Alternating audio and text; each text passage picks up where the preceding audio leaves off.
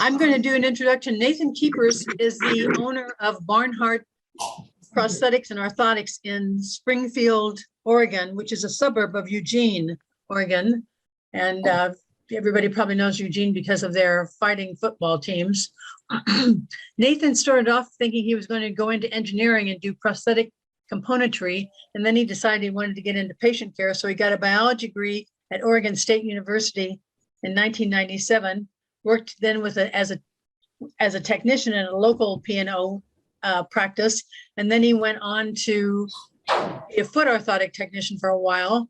After that, he went to Northwestern University and got his orthotics certificate in 1998 and did his residency in Southern California. Then went back to Northwestern to get his prosthetic certificate in 2000. And then after getting the residency in Montana for prosthetics, he moved to Barnhardt Prosthetic and Orthotic Services. And he bought that practice from Dave Barnhardt in 2002. And the practice is certified in both prosthetics and orthotics and seems to be a pretty going business. Nathan, is that right? Yeah, it's doing really well. We've had people come visit you before when we've done our technical practicums, and I know you were looking for someone. You just hired a technician not too long ago, right? Correct. We've been looking for a little while, and just a week or two ago, I think we made an offer to someone, so they're going to start soon. So that'll help you out. Yeah. He So actually went through the Spokane program as well. So. Oh, really? Who is that then? It's Michael Crozier. Okay. It was really? It was quite a while ago he went through it, but. So. Well, that's great that he's now working with you or going to be working with you. So we'll let you do a tour and show us your facility and tell us about it. All right. You want me to answer the questions first that you gave me? Why don't you walk around and show us around, and then we'll do the questions after you finish, okay? All right, I'll turn my camera around. I think I figured out how to do that so you don't have to look at me and can look at other stuff. So this is our, I'm in one of our patient rooms, and this is our casting room, and it's kind of a different setup. Try and show you how it's set up.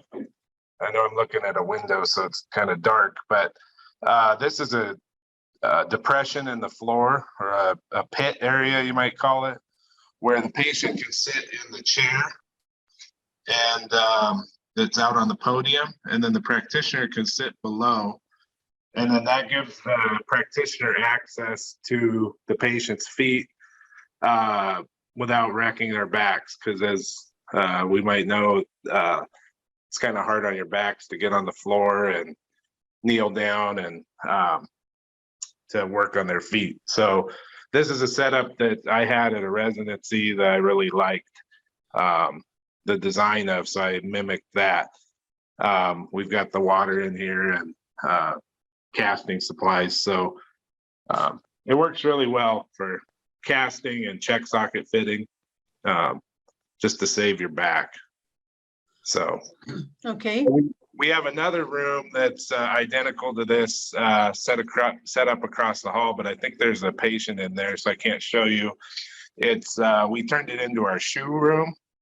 So our certified podorthist, he uses that room to fit shoes and to cast for foot orthotics. And so there's a shoe display, but basically the same purpose. It saves his back, and since he's always down at their feet, it's helpful that way.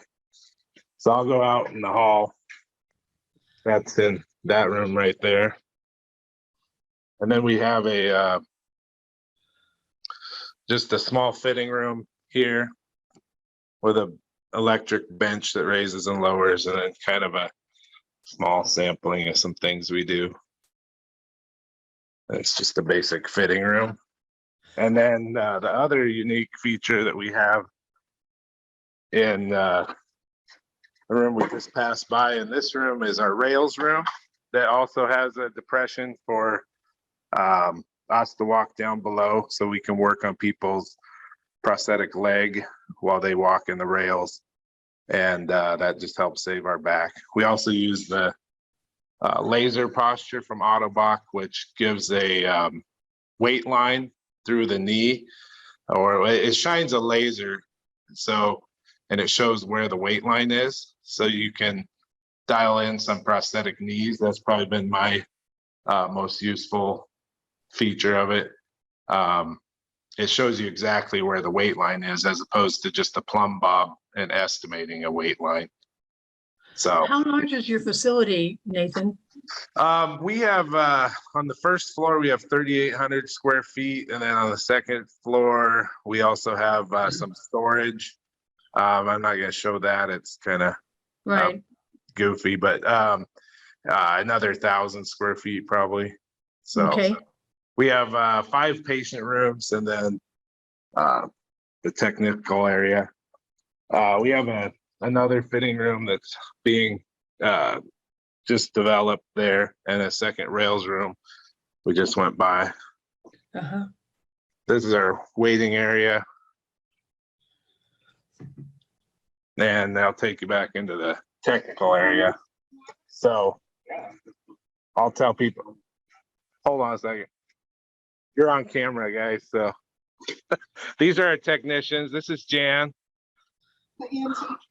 This is Cody and Jordan over here. So you're in our workbench area. Everybody has their own workbench to work on. Practitioners and technicians. I don't know if I'm moving too fast or what, but yes. So these are kind of our workbenches. So each person has to maintain their own space? Correct. What I found when I worked in different facilities in my residencies and basically, I guess, my residencies and as a technician, there's always a common bench for tools. And what's common to happen with that is the tools get taken to somebody's workstation and then don't make it back to the common bench. And so then that's frustrating. So I felt like if every person had their own basic set of tools, there'd be less of that. And it has helped quite a bit. And then there's common tools that are used less frequently that are shared by everyone. Sure. So normally you have 4 technicians, right? We've had normally 3 and we're actually going to 4. Yes. Okay.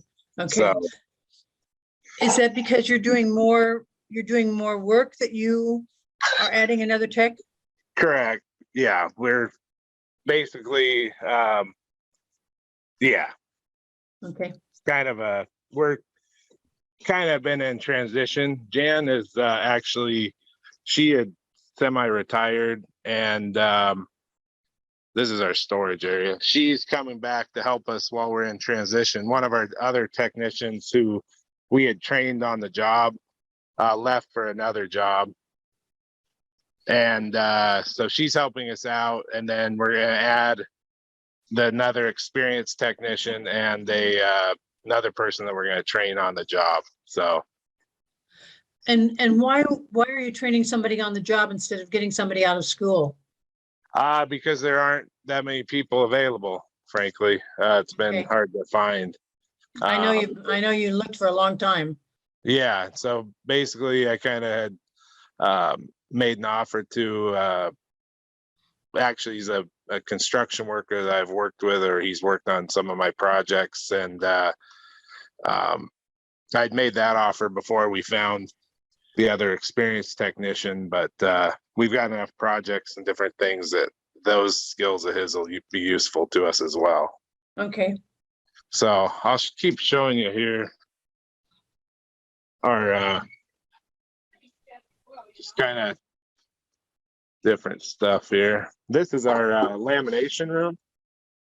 So we kind of have a separate area for lamination. It's not a real big room, but it's got a fume hood that we built to contain the fumes. And it has negative pressure in the room and through the fume hood. So if you're laminating, you can lower the hoods and it'll contain the smells and evacuate the smells. Since you guys are technicians, it might be a little interesting to see our vacuum closet, compressor, and vacuum or dust vacuum as well. So we've got the 3 things set up in a separate closet so you don't have to hear them. And then they have their own evacuation for fumes as well to the outside.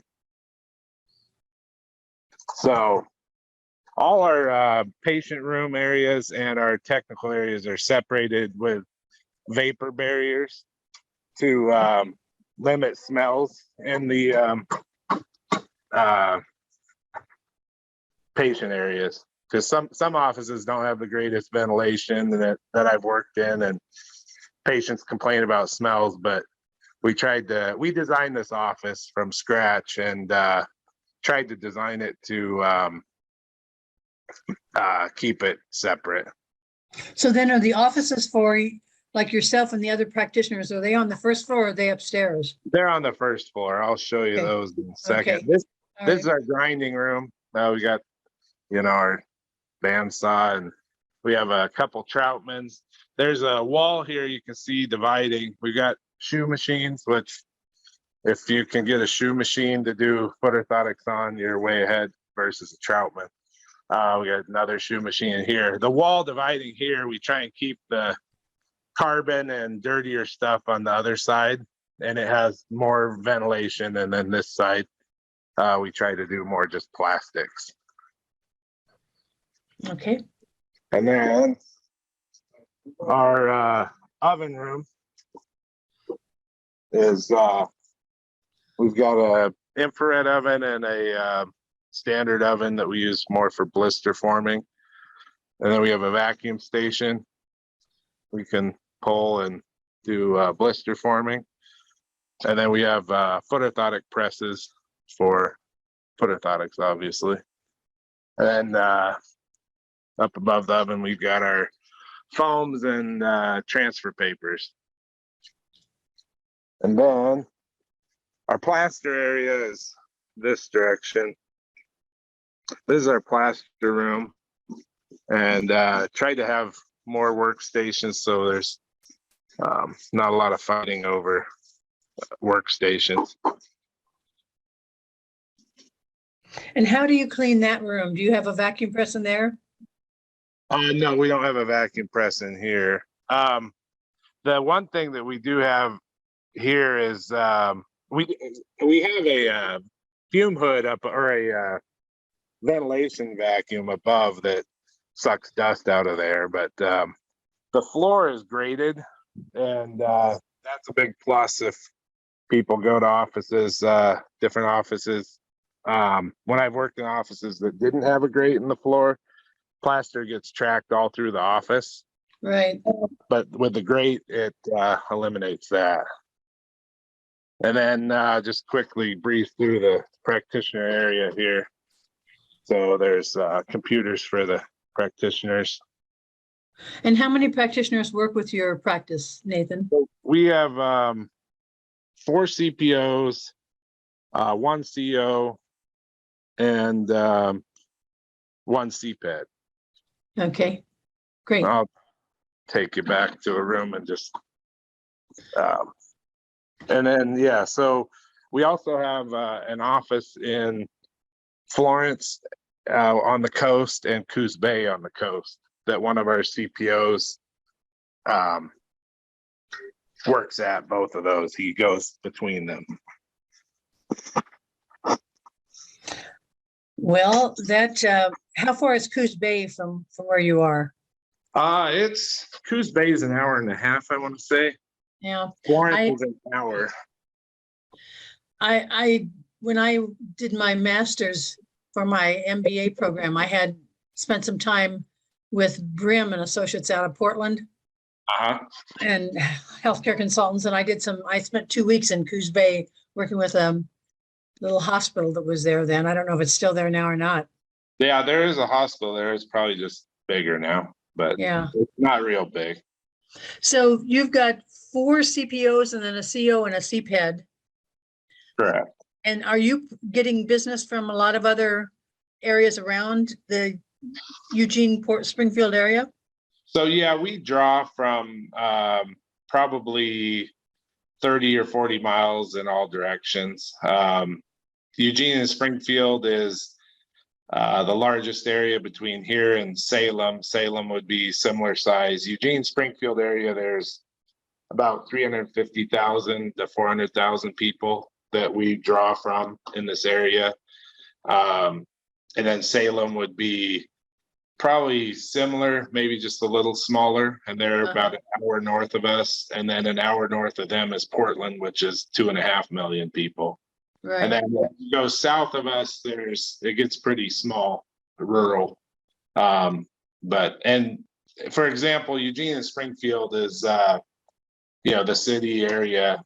It doesn't take long to get out of town. I live out in the country, and I'm at my house in 15 minutes. So it's there's a lot of open areas around. It's not super densely packed in.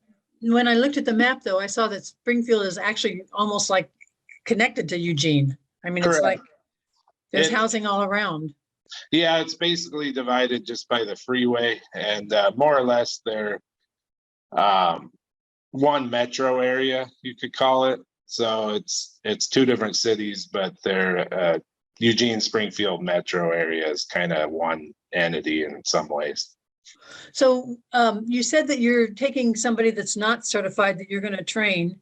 And part of the reason for that is because it's hard to find techs that are coming out of school, although people will be graduating in another couple of months.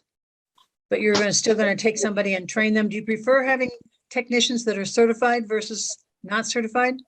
I do so to that effect, Jan and Jordan, who both work here, they're both certified. Cody's not. We trained him on the job. There's a big plus. Frankly, experience is my biggest preference, whether they have schooling or not. But the schooling is definitely a huge help. With schooling, you don't have to basic train someone. So time is important as well. With experience. But yeah, I would prefer people that have gone through the schooling to not, but then also some time under their belt as well. And with Cody, who's been working with you, how long has he been with you? I want to say about 3 years. So does he think about taking the ABC certification exam? I don't think he's even thought about it, no. Because you can do that. You don't, after you've been there. Yeah, he's eligible after a couple of years to take the exam. I didn't know that. Okay. Yeah, to become certified. Sometimes having certification to be able to say everyone in our practice is certified or something is a plus. Yeah, that would be, we do tout that we have certified technicians. So what are the positive benefits of working with Barnhardt and working with you and all the other people there? One of the things I thought about that question was I try and equip everyone to be able to do their job efficiently and well. And one of the things that involves is getting the right tools for the job. And so if there's a tool that makes the job easier to fabricate things, I'm not afraid to buy it. I think it makes sense rather than to use the inappropriate tools ineffectively or less effectively. There's lots of ways to accomplish different tasks, but using the right tools is best. So, or most efficient. That's one thing. Yeah. So then if you buy this tool and it works, do you then get 2 or 3 more so that more people can use it? Yeah, if they're needed. Sometimes I guess when I say that too is so yes, if it's a commonly used tool, everyone will have it, for workbenches. But if it's a specialized tool, even for an ankle joint that you start using, you can kind of work around it in different ways. But I find it better to get the correct tool for that job. It just works better and more efficiently. But okay. Yeah. And what are the financial benefits for technicians that work with your practice? So sorry. Go ahead. No, go ahead. We offer competitive salaries, and then also we have it's IRA savings matching that we do, as well as pretty generous vacation and paid days off for holidays as well. Okay. Do you compete with practices in Eugene? I Yes, assume you do, right? Yeah, there's in the Eugene Springfield area, there is 3 other practices right now. One of them's just a one-man office, and then there's 2. Well, the 2 of them are small with one practitioner, and then another one is about our size, maybe a little smaller. How did you get in the Florence and Coos Bay area? Did you know the practitioner there? So yeah, I purchased an office in Florence from someone that was actually my practitioner for quite a few years. They had started a practice there, and different things made it hard for them to. It probably wasn't a full-time job for them, and so we bought that and started practicing there. And then in Coos Bay, we were actually invited to come there by an orthopedic group. They wanted more options for their That's patients. great. And so we actually are housed in their office in Coos Bay. So that's Okay. nice. Yeah, that's great. And that's great that they were aware of what you do and invited you to join up with them. Yeah. Any other benefits that you provide technicians, the 401k matching and paid time off? If they're certified, do you help them pay their certification fees? Correct. We pay for the SRA. I forget a lot of the benefits we offer, but we pay all their ongoing education expenses, and including food and room and board if they travel, which we've sent some to the Spokane program. It's been good for that. Then also their certification fees, we pay those as well. And then as far as the other question you had on your list, I have paid relocation expenses commonly. That's something I would encourage students that are looking for jobs. Always ask if that's an option. And then also keep in mind that pay is always negotiable, so don't be afraid to find out what it is, at different places when they're looking.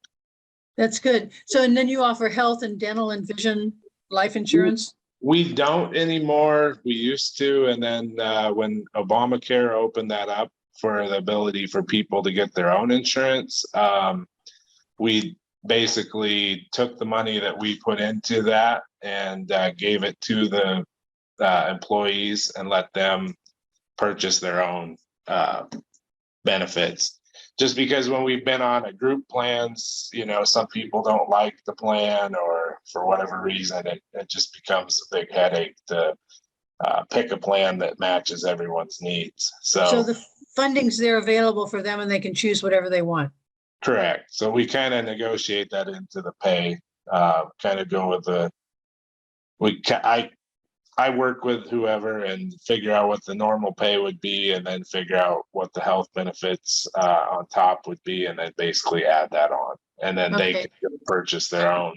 With Obamacare, that's, the open healthcare enrollment, it's made it easy for people to get. Sure. So tell us about what are the fun things to do around Springfield and Eugene, other than Oregon football? Sure. Yeah, Oregon football is popular. There's lots of outdoor entertainment venues for musical. If people are into that, there's the Holt Center for Performing Arts is a auditorium, I guess you could call it, and they do lots of ballets and music there. That's city stuff. It's not a huge city, but there's still there's anything you ever need in the cities. Otherwise, what I like about it is that we're kind of central between the mountains and the coast. We're in what's called the Willamette Valley. So there's the Coast Range Mountains as you go to the west, and then the Cascade Mountains to the east. And so we have skiing an hour to the east in 2 different options, and then You can be to the beach in an hour if you head west. And so there's lots of outdoor recreation opportunities. And then Portland, Oregon is only 2 hours north of us, and that's a major city. It's, a few million people there. So There's lots of hiking and biking in the Eugene and Springfield area, isn't there? correct. Yes, there's a lot. The roads are set up for bikers. They're making them more and more bike friendly all the time. And then there's actually pathways along the river for hiking and biking that go for, I don't know, you probably could go for 15, 20 miles in a loop if you wanted around the Really? river. So What's the cost of living in Eugene but mostly in Springfield what's I don't know how to compare. I think we're fairly affordable in many respects. It's not a extremely high cost of living. It's probably not the cheapest, but fairly affordable. I mean, for example, one of my technicians has been looking for apartments than the one I'm going to hire, and I did just a little bit of research, and you can get apartments as cheaply as $800, for a 1-bedroom apartment. And then, housing, with COVID, everything obviously has gone sky high here, at least, and I assume most other places relative to what it used to be. So Yeah, we certainly have seen that in Spokane and in other places as well, I'm sure. Anything else that you want to tell us about the area, the practice, anything else that you would say? Not really a whole lot other than, our practice. We just going to my list of questions you've given me. We try to fabricate most things in-house when we're able to. We don't do pre-preg carbon layups, but we can make, obviously we make carbon prosthetic sockets. But I prefer to make most things in-house so we can control the quality. And we only outsource when we need to. We don't make body jackets in-house, TLSOs, simply because the casts are so large if you're using plaster. And frankly, we've moved to a lot more modular systems anyhow, so we're not making lots and lots of custom, but we do outsource our TLSOs. And then we outsource some pre-preg carbon AFOs and KAFOs, but we make Pro Walkers in-house and all our prosthetic sockets and as much as we can in-house. But I thought of some things for advice for technicians that I just thought of going forward. Share those with us. We're happy to hear that. One of the things I learned when I was a technician, I was a foot orthotic technician initially before I went to college or to Northwestern for training. I think I made foot orthotics for 6 different practitioners, and every practitioner wanted things done differently. And so that's important for the technician to learn how each practitioner wants their devices made, even though you may think one's better than the other. It's kind of that practitioner is the one that they have to go in the room with a patient and present what they are making for the person. So just try and learn what each practitioner wants and adjust accordingly. And each practice you'll go in, they'll have different techniques. And if you have a good base skills, you can modify those. The other thing on that effect would be if someone's criticizing your work, or I guess criticism is taken as a bad term, but if they're telling you how they want it done differently, don't treat it as a negative thing, but treat it as, they're telling you how they want it done differently. When I've had problems with technicians that didn't work out, it's more often due to the attitude than their skills, in fact. So ability to take criticism. I mean, hopefully your practitioners or bosses are going to be better at giving criticism in a constructive way than a negative way. But just realize that they're trying to get you to do things the way they want it done, and don't treat it as a you did it wrong opportunity, just more of how it should be done in the future. One of the other things too is, if it's possible, try and stay practices longer term. Took me quite a while to learn.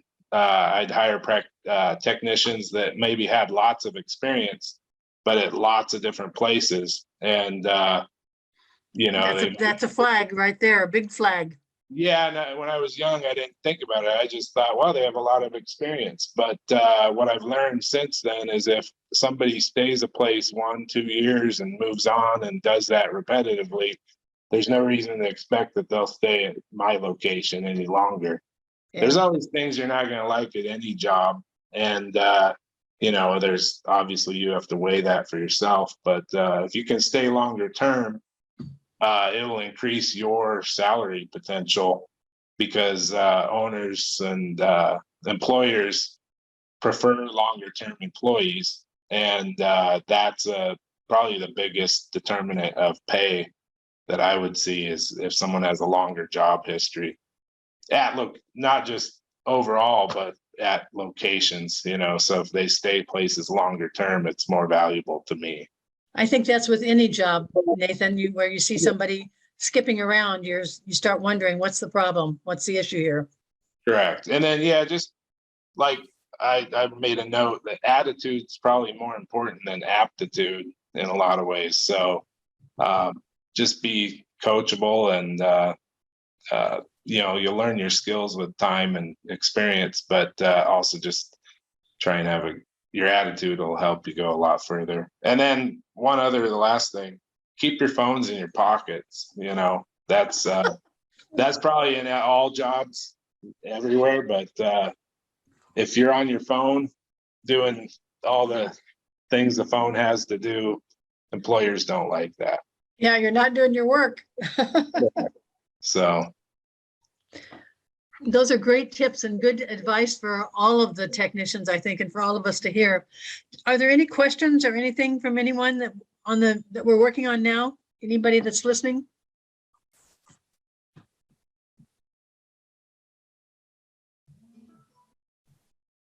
Nobody here. Nobody here. So that's the bluegrass people in Kentucky. Century, do you have any questions or comments? How about Spokane Falls? Any questions, comments? I see the people there listening and working, but Century says no questions. Good job, Nathan. I bored everyone to death, so. No, it was very helpful, very good information. We all enjoyed it, and we appreciate you taking the time to share this and to tell us about your practice. Really do appreciate you doing this. All right. Well, thanks for having me. Appreciate it. All right. We'll talk to you again soon. All right. Thanks. Thank you. Thanks Bye. to everybody for joining us. Bye now. Thank you all. Take care. Thanks.